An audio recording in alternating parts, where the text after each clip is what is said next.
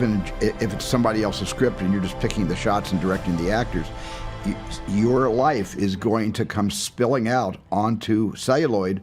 It just happens to all of us. But in the sense of the Fabelmans, it wasn't about metaphor, it was about memory.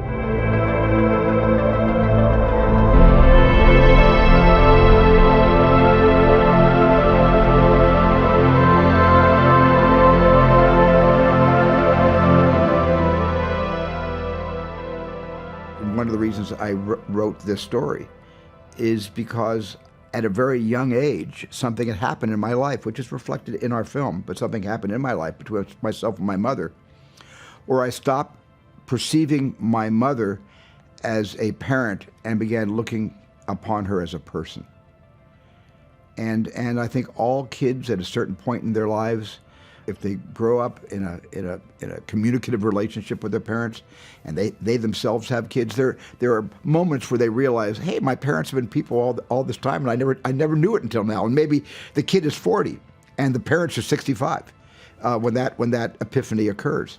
I had that epiphany when I was 16 years old, and so I've never looked at any of the people in my story as enemies. Stop shouting at her! That has been nothing but disrespect from you! I'm your mother! Family art.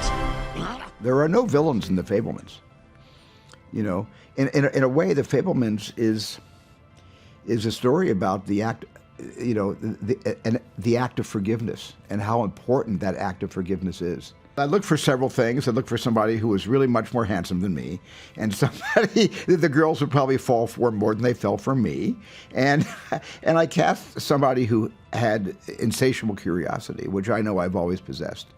And as a person, Gabe has insatiable curiosity. And that was, when I started meeting him on Zoom calls, that was the thing that I really connected with him about, was how many questions he asks and how he questions everything and how he's open to basically receive and accept any answer because he's curious. And that was the one thing I knew about myself consistently in my entire life. I'm curious about so many things, which is why I make so many different kinds of movies and not just the same kind of movie over and over again, because my curiosity throws me into genres that I never imagined I would ever do.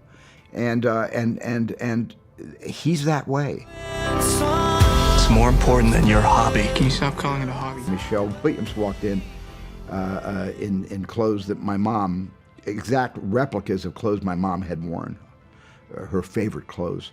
And Paul walked in looking just like my dad. And I turned around and I looked at Paul and Michelle together, and it was kind of an out-of-body moment. There was a little moment where everything sort of went into slow motion like a car accident. I just looked at them together, and I didn't see Michelle and I didn't see Paul. I saw Lee and Arnold. I saw my mom and my dad, and everything that I said I was not going to do on the first day of shooting happened to me. And bless their hearts, they both walked up to me and they both embraced me. So we were in a three-way hug, and that was the beginning of a beautiful friendship. It was fun to recreate my 8mm films. I wish I could have recreated my 8mm films to the amateurish degree I shot them at when I was 11, 12, 14, 16, 17 years old. I wasn't able to resist finding a better place to put the camera in 2021 when I made the movie than where I put the camera in 1961.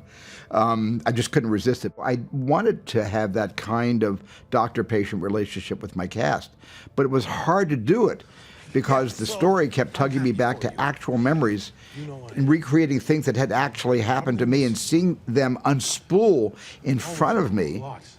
It was a wicked, weird experience, I have to tell you. It was just like nothing I have ever gone through before.